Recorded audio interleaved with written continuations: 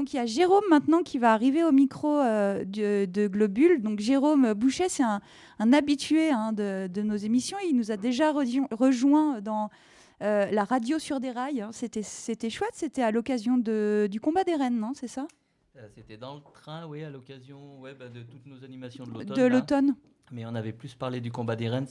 Vous aviez fait tout un programme dans le train avec Gérard. Avec Gérard, Thomas. Quelques éleveurs et après moi pour parler un peu de l'organisation. Voilà. On avait failli rester coincé dans le train au Fayet, mais non, ils avaient ouvert la porte à la fin. Ah oui, c'est vrai. Ouais. Ouais, tu vois, des belles aventures avec Globule toujours.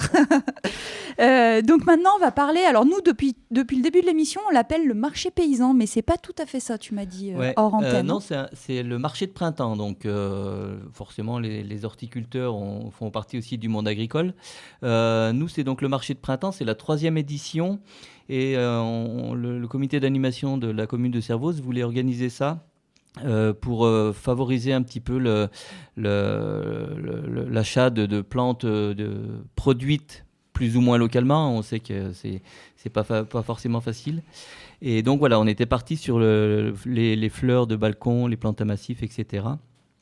Et puis les replantons pour les jardins potagers. Donc c'est la 3e année. C'est compliqué à mettre en place parce que les gros producteurs qui sont un peu plus bas dans la vallée, Marigné, Saint-Pierre-en-Faucigny, ne sont pas forcément disponibles, pas forcément intéressés non plus pour venir dans un petit village comme le nôtre. Donc là, ça y est, on commence à avoir des producteurs de plantes de jardinières et de plantes à massif. C'est Madame Chapaz là, qui est sur Passy. Donc il va venir. On travaille depuis le début avec comment ça s'appelle le jardin pour tous, la ferme pour tous de Mancy. Donc c'est eux qui amènent tous les replantons de légumes pour le potager. C'est la MAP à ma place sur la terre, c'est ça ? Ouais. Et puis voilà. Et puis cette année, on va avoir aussi un jeune mécanicien motoculture qui est un ancien salarié de l'entreprise Fertz, cette entreprise a fermé, donc il s'est remonté à son compte. Ça s'appelle TC Motoculture et il va venir exposer aussi un petit peu du matériel et puis des petits sécateurs, des griffes pour tout nettoyer les jardins. Qu'on va pouvoir lui acheter alors ? On devrait pouvoir lui acheter, oui. Et puis voilà, donc en même temps, on organise un vide-grenier. Pour, déjà, ça draine pas mal de public, donc ça, c'est un plus aussi pour le village et puis pour le bon fonctionnement de ce marché de printemps. Parce que la première année, c'est vrai qu'on était parti un peu dans le flou. Alors, toujours nos problèmes de communication interne à la mairie, c'est pas facile de communiquer dessus. Et donc, voilà, on a eu plutôt un petit résultat, mais ça prend petit à petit. Donc, c'est la 2e année, là ? Troisième année ouais. Pour ce marché de printemps. 3e année. Les 2 précédentes années, on avait la jardinerie des Prats qui venait donc pour présenter et vendre plutôt des plantes vivaces et des arbustes. L'idée qu'on s'était faite au départ, c'était pas d'avoir 15 producteurs de la même chose pour éviter la concurrence, mais voilà, déjà que c'est compliqué d'en avoir, on en prend un par compétence, et puis en espérant que ça fonctionne bien.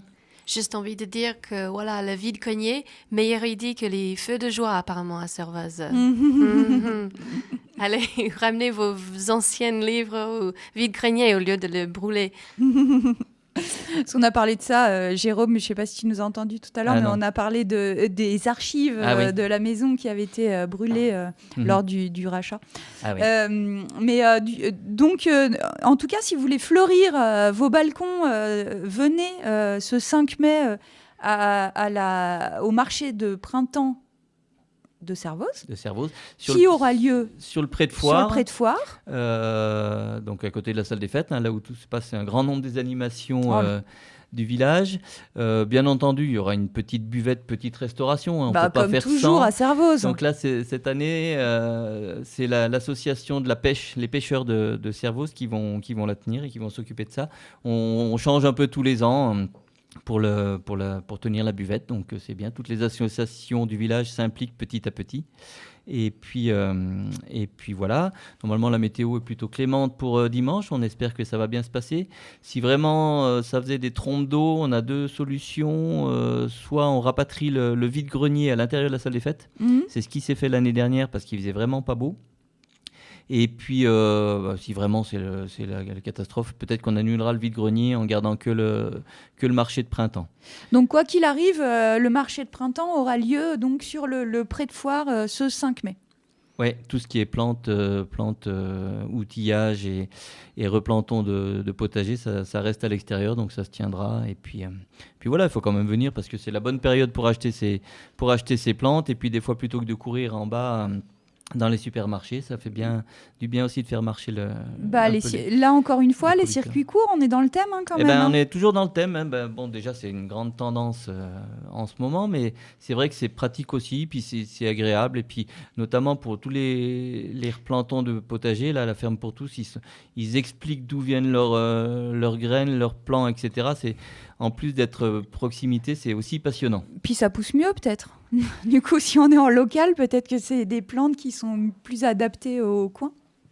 Plus adaptées, ouais. Et puis, voilà, ils travaillent aussi sur des variétés qui sont résistantes à la montagne, à l'altitude, à notre météo capricieuse. On a soit beaucoup de pluie, soit de la grosse sécheresse. Donc voilà, on a des plants. Personnellement, j'en avais acheté il y a 2 ans et c'est vraiment des plants de tomates qui avaient bien donné. Ouais. Bon, au Mont, de toute façon, vous avez du soleil, donc ça pousse. Toi, tu es à la côte. Au Mont, à la côte, encore plus. Encore plus. Tout pousse. Voilà, on est sur un bon versant du coteau. Et les jardins, historiquement, je ne sais pas si Anne-Marie a pu en parler un petit peu, mais voilà, déjà à Servoz, il y avait des jardins autour de toutes les maisons.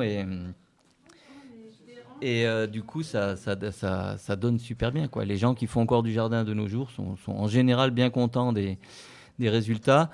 Il y a toujours un jour ou l'autre où il y a un semis qui ne lève pas ou peut-être l'invasion de quelques taupes, mais ça fait partie du jeu. Du jeu. Merci en tout cas. Ça commence à quelle heure ce marché de printemps? Merci à Globule. Tu m'as dit que vous en avez déjà parlé il y a quelques temps. C'est gentil. Donc nous, ça commence à 9h et puis ça se termine vers 17h. Après, on adapte un petit peu selon la population qui se déplace. Il y a aussi un autre stand dont je n'ai pas parlé, c'est le CITOM, donc le syndicat intercommunal pour les ordures ménagères, qui vient présenter un stand sur le compostage, la bonne gestion des composteurs. Ils feront aussi un petit côté sur le tri des ordures ménagères et des produits recyclables. Donc voilà, ils nous accompagnent aussi là et ils viennent faire leur petite démarche. On sait que le compostage, de plus en plus, ça fonctionne bien, c'est obligatoire. On n'a plus le droit de mettre les biodéchets dans les ordures ménagères. Donc voilà, ils viennent présenter le compostage à domicile, le compostage qu'on peut trouver aussi sur les composteurs de quartier.